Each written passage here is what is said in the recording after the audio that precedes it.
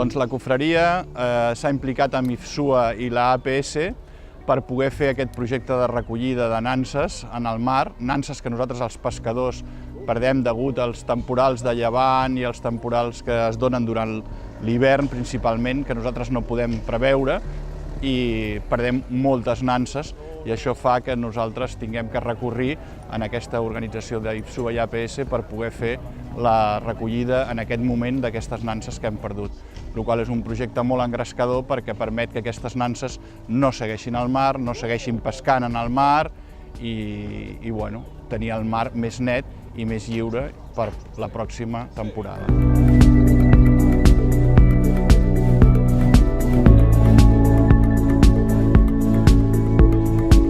IFSUA és una organització sense ànim de lucre que està organitzada per promoure unes activitats subaquàtiques sostenibles, per defensar els interessos del col·lectiu de les activitats subaquàtiques, per millorar una mica els ecosistemes marins, per col·laborar amb la ciència, per totes aquestes coses. I és una organització tant d'empreses com d'associacions de practicants d'activitats subaquàtiques. Avui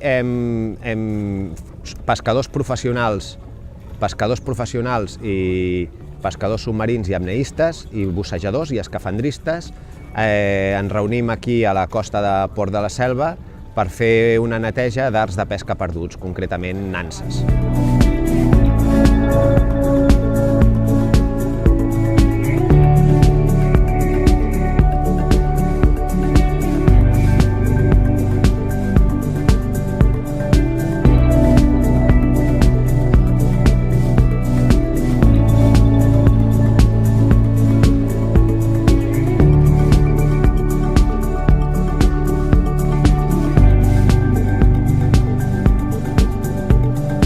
Les nanses és un art de pesca que fan servir els pescadors artesanals des de fa centúries, que simplement posen menjar a dintre d'una mena de gàbia i els pops o els peixos entren a menjar-se'l i no en saben sortir.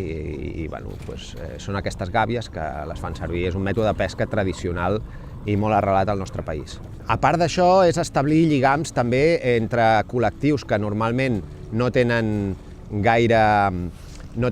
gaire contacte, com pot ser el món de la pesca professional, artesanal, i el món de les activitats subaquàtiques, pesca submarina, que normalment estan allunyats, i establir contactes per entendre'ns, per millorar la gestió del medi marí i per netejar el medi marí, bàsicament.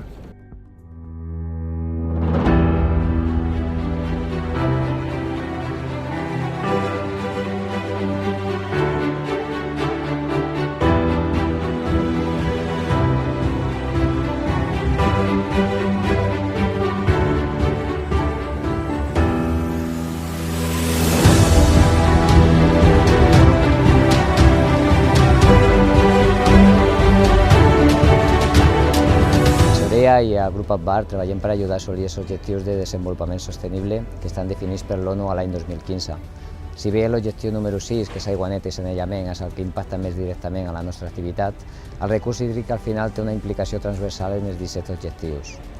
Pel que fa a l'objectiu número 14, que és el que es refereix a la vida marina, la companyia va signar a la Comissió Oceanogràfica Intergovernamental de la UNESCO un acord d'associació per reforçar el que seria el seu compromís en la protecció dels oceans. Aquesta aliança es centra en el control de la qualitat de l'aigua, el que és temperatura, salinitat, oxigen, i la limitació també de les fonts de contaminació, el que serien els plàstics, etc., entre d'altres compromisos. Per assolir aquests objectius de desenvolupament sostenible, tant com el que serien els acords de la COP21, el gran repte és mobilitzar tot el que serien els agents implicats. Per una banda, administració pública, empreses, consumidors i organitzacions de la societat civil, donant a conèixer el que són aquests objectius i actuant cadascú en la mesura que tingui competència. Per aconseguir-ho, a Sorea sempre hem dut a terme la nostra activitat col·locant la sostenibilitat al centre. D'altra banda, com a companyia gestora d'aigua, també hem volgut avançar en direcció a les necessitats dels nostres grups de relació i tampoc no van dubtar en cap moment de col·locar aquest enfocament dins de la nostra política de desenvolupament sostenible. En línies d'actuació que van dirigides a tot el que seria promoure el bé comú, com en aquest cas promovent el que és un tipus de voluntariat. Aquest projecte, per exemple, d'avui amb IFSUA i aquesta associació de pesca submarina, on hem realitzat una actuació mediambiental dirigida a la protecció del fons marí.